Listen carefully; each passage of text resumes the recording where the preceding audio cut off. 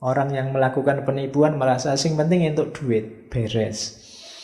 Tapi hidup kita tidak sesederhana itu sekedar dapat uang. Ada namanya manfaat dan barokah. Mungkin kamu dapat uang banyak, tapi kalau tidak barokah, tiba-tiba kamu sakit. Sebanyak apapun uang hanya habis untuk pengobatan. Itu namanya, orang menyebutnya tidak barokah. Jadi jangan hanya mengejar kuantitasnya.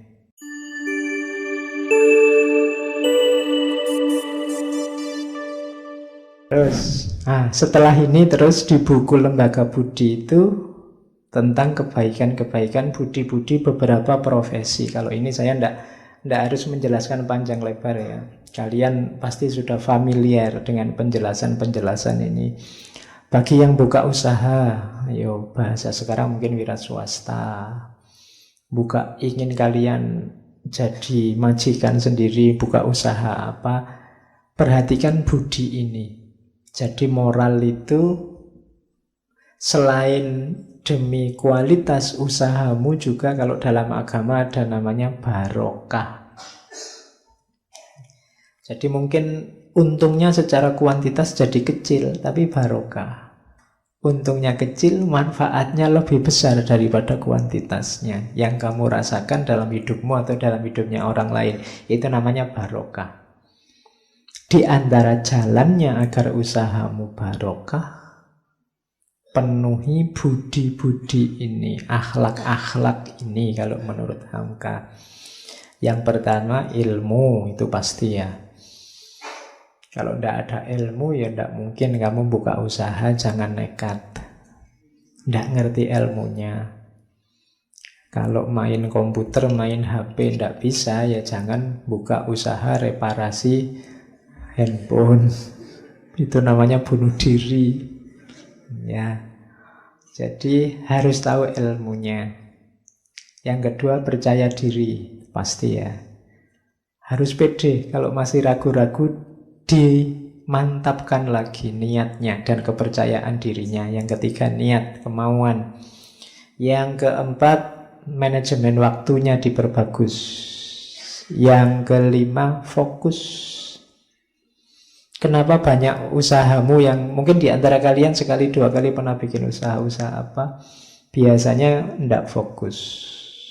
Manajemen waktunya tidak bagus. Kemudian yang selanjutnya jujur. Itu pasti ya. Dan amanat. Menjaga kualitas. Memahami keinginan orang banyak. Ngerti yang diinginkan pasar. Promosi juga tidak usah ragu-ragu dan pintar melayani. Jadi ini untuk orang-orang yang ingin buka usaha. Yaitu penjelasan tiap subnya banyak. Silahkan dibaca sendiri. Bukunya kelihatannya bisa kamu di Google Book juga ada. Beli tapi ya. Iya loh, kamu golek gratis terus. Kayak gini mungkin kamu lumayan, tidak usah baca bukunya Pak, dengerin ngaji ini selesai. Ya dibacalah demi tadi barokahnya ilmu. Oke, kalau memang ingin serius mengkaji ini ya dikaji, dicari bukunya ya pinjam-pinjam di perpus kelihatannya juga banyak. Terus kalau pedagang ini jangan spekulasi. Spekulasi itu ya kayak kamu borong semua terus kamu timbun. Besok kalau sudah barang langka kamu keluarkan sehingga harganya mahal, itu tercela. Jangan bersentuhan dengan uang palsu. Yang palsu-palsu tidak terpuji di ranah apapun. Uangnya palsu, barangnya palsu, orangnya palsu. Itu pasti tidak barokah.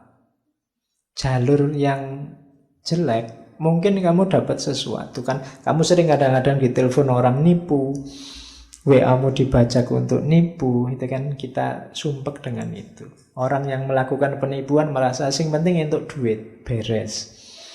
Tapi hidup kita tidak sesederhana itu sekedar dapat uang. Ada namanya manfaat dan barokah. Mungkin kamu dapat uang banyak, tapi kalau tidak barokah, tiba-tiba kamu sakit. Sebanyak apapun uang hanya habis untuk pengobatan. Itu namanya, orang menyebutnya tidak barokah. Jadi jangan hanya mengejar kuantitasnya. Wah, kalau saya punya uang 1 miliar, Pak, apa saja saya beli. Kamu dapat 1 miliar terus masuk penjara. Apa yang mau kamu beli, wong kamu di penjara. Nanti hartamu disita semua, tidak cuma yang 1 miliar itu, akhirnya semuanya habis. Itu namanya tidak barokah. Jadi jangan hanya mengejar kuantitas, jangan bersentuhan dengan yang palsu-palsu, termasuk kata-kata palsu. Kata-kata palsu itu memuji berlebihan, mencela berlebihan.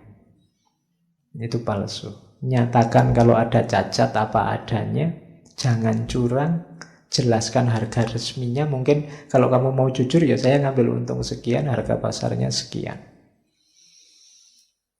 Oke, itu budinya pedagang. Kalau ini insya Allah kalian pahamlah dengan membaca satu kalimat. Kalau ini guru, ini kan akademisi semua. Guru punya beberapa budi penting. Yang pertama yang saya catat dari tulisannya Hamka, jangan merasa ilmumu sudah tinggi. Bidang apapun. Meskipun mungkin kamu besok sudah profesor. Karena begitu kamu merasa ilmumu sudah cukup atau sudah tinggi, kamu akan berhenti. Sementara ilmu itu berkembang, dunia ini berubah. Sementara yang kamu tahu hanya sebatas kemampuanmu, sebatas pengalamanmu. Yang pasti tidak sempurna, maka jangan pernah kamu merasa ilmumu sudah cukup tinggi. Kalau kamu merasa tinggi sehubungan, iya sih Pak, tapi saya merasa kalau dibandingkan dia, saya lebih tinggi. Itu pun jangan, karena itu menunjukkan bahwa kamu sedang takabur, kamu sedang sombong. Kamu lebih tinggi dari dia, siapa berani jamin? Ya kan? Mungkin di bidang ini kamu lebih tinggi, tapi di bidang yang lain dia lebih tinggi. Itu kan kayak cerita dalam sufi antara tukang perahu sama ahli bahasa. Ini di Masnawi juga ada. Jadi kan ahli bahasa ini sudah sombong. Suatu ketika ahli bahasa ini naik perahu, diantar oleh tukang perahu jalan-jalan ke tengah laut. Kemudian ngobrol berdua. Bapak ngerti nggak yang dimaksud kalimat majmu itu apa? Nggak ngerti. Gimana Bapak? Sudah tua gini kalimat majmu aja nggak ngerti. Bapak ngerti nggak yang disebut peribahasa itu apa? Apa saya nggak ngerti? Alah Bapak ini sudah tua, peribahasa aja nggak ngerti. Umurnya dihabiskan untuk apa sepanjang hayat ini? Terus ada badai, kapalnya mau terbalik, gantian tukang perahu. Bapak bisa berenang lah? Nggak bisa. Oh ya. Ya, tukang perahunya ndak marah, cuma ya selamat tinggal kalau gitu Pak, karena ini sebentar lagi tenggelam. Ya, jadi ndak kemampuanmu sepinter-pintermu paling kan di bidangmu, di bidangnya orang lain mungkin kamu ndak tahu apa-apa. Jangan merasa lebih tinggi dari siapapun. Bahkan di bidangmu sendiri jangan merasa sudah cukup. Terus luaskan pergaulan. Karena ilmu itu ya butuh dukungan yang lain. Kalau di sekolah, di kampus ya dengan wali, dengan mahasiswa, murid yang lain, dengan guru yang lain, dengan masyarakat harus luas. Terus kalau yang kedua luas, yang ketiga luas. Bisa bergaul dengan siapa saja. Jangan milih-milih, jangan merasa elit. Kalau kamu pulang kampung besok jangan merasa sarjana Terus kalau ngomong orang sak kampung tidak paham belas. Ya. Kamu pakai bahasa tinggi-tinggi, menjelaskan santai-santai, kamu terus tanya, ini hermeneutiknya bagaimana? Ya. Nah, kamu kan sering gitu. Ya wong kampung ya tola-tola hermeneutik panganan opo. Iya, ya kamu dipinterkan, kamu pinter ini kan diberi kesempatan oleh masyarakat. Bahkan mungkin ada anggaran dana-dana masyarakat terlibat untuk subsidinya kampus-kampus. Ya, besok kamu harus memberi manfaat ke mereka. Jangan malah menyusahkan mereka. Kan hari ini banyak orang pinter itu yang isinya cuma menyusahkan. Setiap kali dia ngomong, besok pagi ada masalah muncul. Kan ada yang begitu, ya mbok jangan. Ilmu juga butuh barokah. Barokahnya ilmu itu, ya ilmu menjadi solusi dari banyak masalah. Usahakan setiap kali kamu ngomong, besok pagi ada masalah terselesaikan. Itu ilmumu barokah. Jangan sebaliknya, begitu kamu ngomong masalah muncul. Terus kamu diem aja, kalau gitu nggak usah ngomong. Wong ya kamu cuma bikin susah. Oke, terus luwes ya, bisa kemana-mana, terus bisa memberi petunjuk, bisa membuka. Kalau ada muridnya, Pak, saya kok buntu ini, tidak bisa mikir, kamu bisa buka pikirannya. Usahakan kamu bisa paling tidak beri semangat. Jangan malah kamu buntu, saya sejak lama itu juga buntu misalnya. Nah, itu nanti muridmu cuma gurune wayo buntu yo. Nggak. Ya paling tidak besarkan hatinya. Ayo kita cari bareng-bareng jawabannya. Nah, jadi jadilah inspirator pada murid-muridmu. Jangan menjatuhkan semangat mereka. Dan juga jangan hanya mentransfer ilmu. Tanamkan juga sikap, perilaku, kesadaran, kepercayaan diri pada mereka. Justru ini lebih penting. Kalau untuk nambah ilmu selanjutnya mereka bisa nyari kemana-mana. Tapi pembentukan karakter ini perlu. Besok kalau kamu jadi guru, jadi mahasiswa, usahakan bisa masuk semua, tidak cuma ilmunya. Nah ini budinya seorang guru. Dokter, itu saya urut dari bukunya Hamka itu ya. Dokter itu pertama-tama harus logikanya logika kewajiban pada sesama, logika pengabdian pada anak Adam seluruhnya. Logika pertama itu. Urusan bayaran, urusan imbalan itu nanti. Itu konsekuensi logis kok. Jangan jadi target. Kalau menurut bukunya Hamka. Jadi kalau target pertama harus menolong. Karena dokter itu citranya adalah penolong, pelindung. Bahkan kayak ayah di depan anaknya. Pada siapapun yang membutuhkan dia.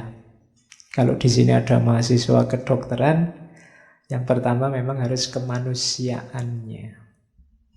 Dia punya tanggung jawab, punya kewajiban pada sesama manusia. Yang terakhir itu penting, memasukkan kegembiraan dan sukacita pada orang sakit. Dokter tidak boleh menakut-nakuti. Waduh Pak, sakit kayak gini nih. Oh itu pasiennya stres, penyakitnya double nanti. Ya, gembirakan, besarkan hatinya.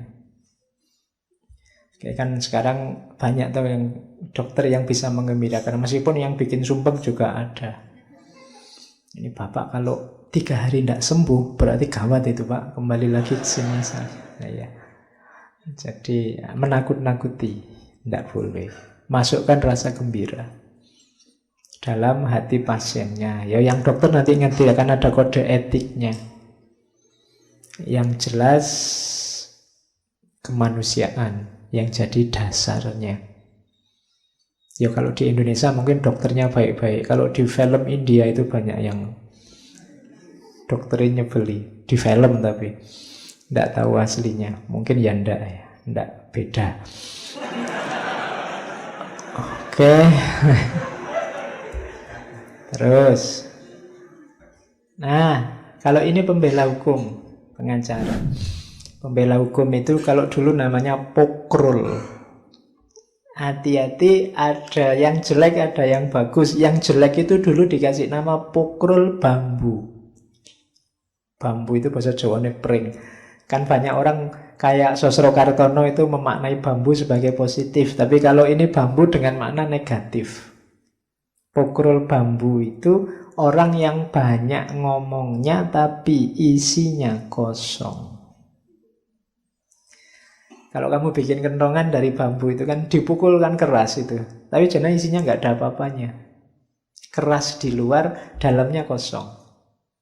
Lebih banyak nipunya daripada benernya. Ini namanya pokrol bambu. Bener salah nggak penting, yang penting aku ngomong biar menang. Itu disebut pokrol bambu. Dari pokrol bambu ini nanti terkenal istilah debat kusir. Debat kusir itu yang debat yang tidak produktif, yang dicari menang kalah. Logikanya tidak runtut, yang penting menang. Orang-orang semacam ini disebut pokrol bambu.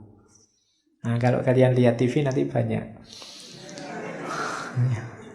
Tidak ada isinya ngomong tok, yang penting menang. Dia sudah puas kalau lawan bicaranya jatuh.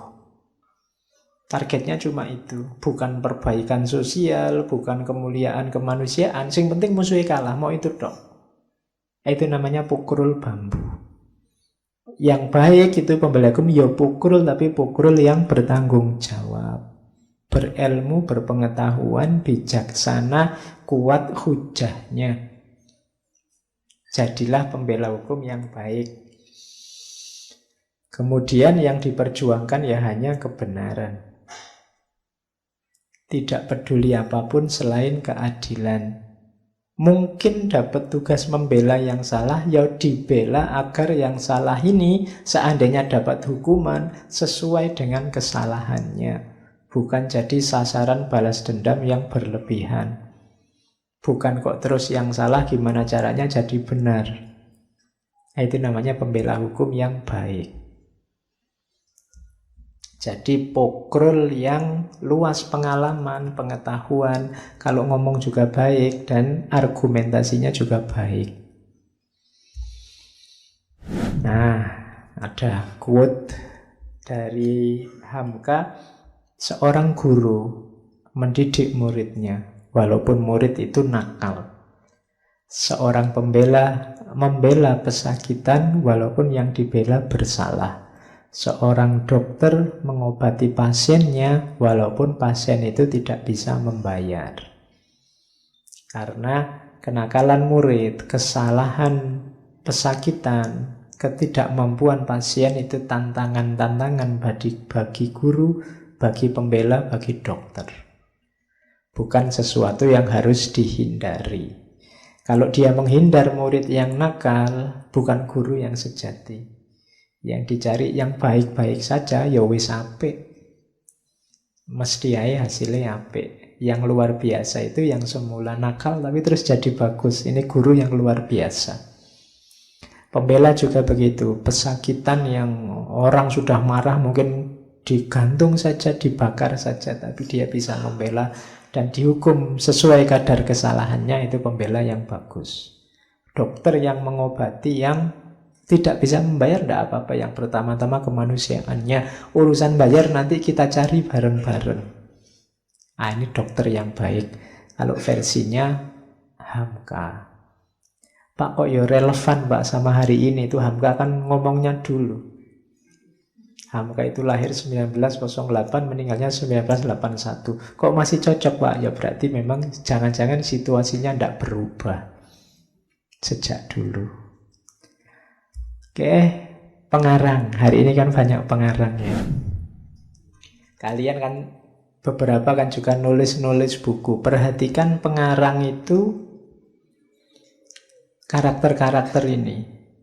Yang pertama harus luas pengetahuannya tentang bahasa bangsanya. Kalau kalian berarti bahasa Indonesianya harus bagus. Makanya Hamka itu kan tulisannya enak, karena pinter dalam bahasa Indonesia. Hari ini kan kalian banyak dituntut pinter bahasa asing, padahal bahasa Indonesianya belum pinter juga. Akhirnya bahasa asingnya nggak terlalu bagus, bahasa Indonesianya apalagi. Padahal katanya Hamka, loh, bahasa bangsamu itu nomor satu kan. Lebih dulu kamu harus pinter nulis bahasa Indonesia. Kalau bahasa Inggris ya kejarlah itu kalau mampu, kalau tidak bisa ada Google Translate, nggak usah khawatir. Tapi kalau bahasa Indonesia ini kamu wajib. Kalau kamu bilang, Pak mohon maaf saya bahasa Inggris tidak terlalu bisa, orang maklum, kamu memang orang Indonesia. Tapi kalau bahasa Indonesia, saya bahasa Indonesianya tidak bisa Pak, itu orang susah maklumnya. Lah kamu orang Indonesia, harusnya lebih pintar bahasa Indonesia dibandingkan bahasa asing. Secara logis begitu. Ya belajar. Harus luas pengetahuannya tentang bahasa bangsanya. Yang kedua, pengarang itu, ini istilahnya Hamka ya, kaya simpanan otaknya. Isi kepalamu harus kaya. Pengarang kok isinya sedikit, tidak pernah baca, oh itu alamat. Begitu kamu ngadep laptop, bingung dibikin nulis apa terusan. Nah, itu berarti simpenanmu kurang banyak. Kadang-kadang mulai saja kan kamu bingung, ini dimulai gimana ya Pak? Kamu kadang-kadang, saya materinya ada Pak, cuma mulainya itu gimana? Basa-basinya gimana? Lu yang nyuruh kamu basa-basi itu siapa? Ya tulis saja yang ada di kepalamu tadi.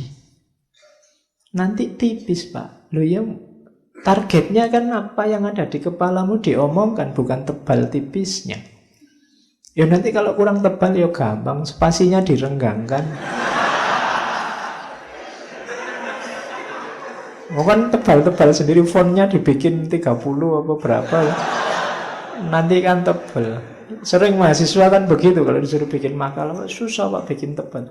Jadi poinnya kan yang penting kena, bukan tebal tipisnya. Nah, itu nanti tergantung pada simpanan otakmu kaya apa tidak. Lidahnya fasih, itu berarti pinter, punya gaya bahasa, dibaca jadi enak. Kalau ngomong jelas, punya gaya sendiri. Kemudian kayak tadi ya, mahir mengungkapkan kesedihan atau kegembiraannya. Penulis yang bagus itu, yang baca itu ngerti. Ini konotasinya sedih, ini konotasinya senang. Itu bisa. Kadang-kadang kan orang tidak ngerti. Ini harus dibaca sambil semangat. Meskipun tidak ada perintah dalam tanda kurung, baca dengan semangat. Nanti orang bisa langsung paham ini, kamu jadi bersemangat begitu membaca. Itu pengarang yang bagus. Kayak kamu baca Laila Majnun itu kan kadang membaca pertama kan kamu nangis.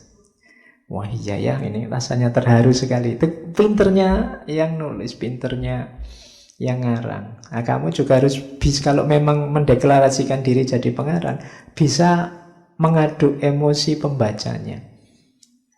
Jangan kok kamu nulis pinginnya sedih, yang baca malah ketawa-ketawa.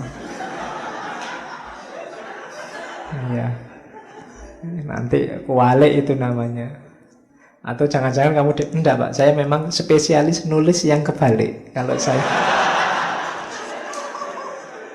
Kalau saya pingin ngomong yang ketawa-ketawa, yang baca mesti nangis. Kalau saya pingin ngomong, ya enggak apa-apa, gaya saya memang begitu Pak, mungkin gitu. Oke, terus teguh pendirian. Nah, ini penting karena jangan jadi pengarang pesanan. Dibayar orang untuk nulis hal tertentu, untuk kepentingan ideologi tertentu, itu namanya pesanan. Tapi kalau kepentinganmu sendiri, ideologimu sendiri, ya monggo. Atau yang cocok dengan keyakinanmu, ya monggo. Yang jelas teguh pendirian. Sebenarnya niat mulianya pengarang itu meningkatkan kualitas kecerdasan bangsa. Jadi penulis itu gurunya masyarakat. Maka jangan nulis yang tidak ada manfaatnya, tidak ada pentingnya. Nulis ya yang bermanfaat. Sekiranya masyarakat naik digit kecerdasannya, jangan nulis yang merusak masyarakat. Nah itu kemuliaan pengarang.